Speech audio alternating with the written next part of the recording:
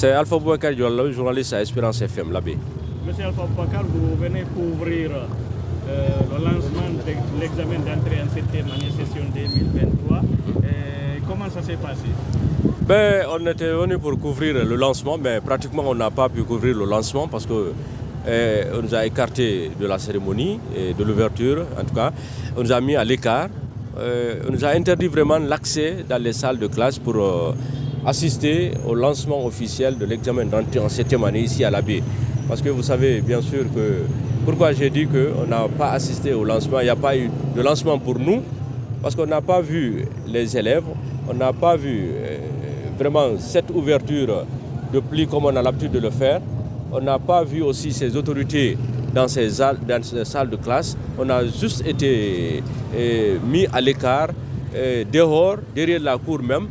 On nous a dit de ne pas rentrer dans les salles de classe. Pratiquement, c'est comme ça. On ne nous a pas permis d'accéder à ces salles de classe. C'est pourquoi on ne peut pas dire on n'a pas vu ces candidats. Même s'il y a des candidats dans les salles de classe, mais nous, on n'a pas vu parce qu'on ne nous a pas permis d'accéder à ces salles de classe.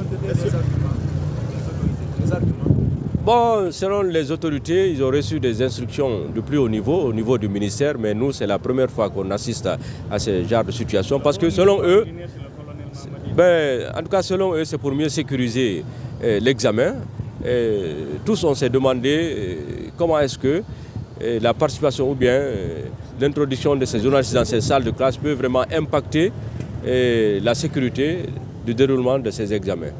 On s'est posé cette question. Est-ce que, selon vous, vous pouvez voir la sincérité de ce lancement des examens? Bon, c'est difficile à le dire, croire ou pas. Ce qui reste clair, nous, on n'a pas pu couvrir vraiment le lancement officiel de l'examen d'entrée en 7e année ici à l'Abbé. On ne peut rien dire là-dessus. Merci.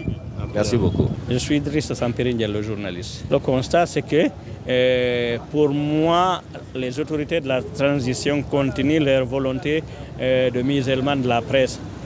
Puisque ce que j'ai vu ici renforce mes convictions selon lesquelles la presse guinéenne est en danger. C'est la première fois de l'histoire de notre pays qu'on organise un événement national aussi important que les examens nationaux sans la moindre présence d'aucun journaliste. Et ça veut dire quoi? Il y a un manque total de transparence dans l'organisation de ces examens nationaux. Et nous ne pouvons pas savoir réellement ce qui s'est passé en ce jour dit solennel. Et je ne vois pas la solennité du jour, de ce premier jour, puisque ce que les autorités ont fait avec ceux qui sont supposés être les candidats, il n'y a aucun témoin. Et personne ne peut nous rassurer aujourd'hui qu'il y a des candidats à l'intérieur de ces salles d'examen.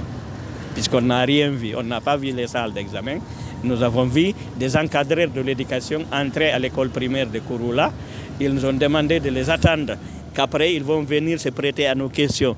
Malheureusement, tous les encadreurs de l'éducation de l'Abbé, le délégué national, personne n'a voulu se prêter à notre question. Et c'est comme s'ils ont fui la presse. Ils ont amené pratiquement un simple fonctionnaire du ministère de l'enseignement de l'éducation nationale et de l'alphabétisation sur les braises. Parce qu'il s'est prêté à nos questions, il n'avait pas la maîtrise du sujet.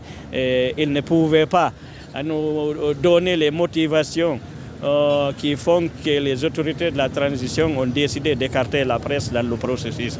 Donc pour nous, ils ont exposé le bonhomme devant la presse locale et qui sont censés être ceux qui ont pris la décision de nous écarter, n'ont pas voulu se prêter à nos questions. Malheureusement pour nous, même en termes de statistiques, on n'a pas pu obtenir avec celui qui s'est prêté à nos questions parce qu'il n'en connaissait pas, il ne maîtrisait pas. C'est suite à notre question qui va certainement poser la même question aux autorités de l'éducation au niveau local.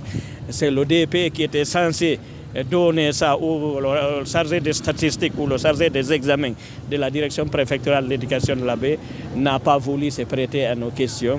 Ils ont fui la presse, ils sont partis à autre chose.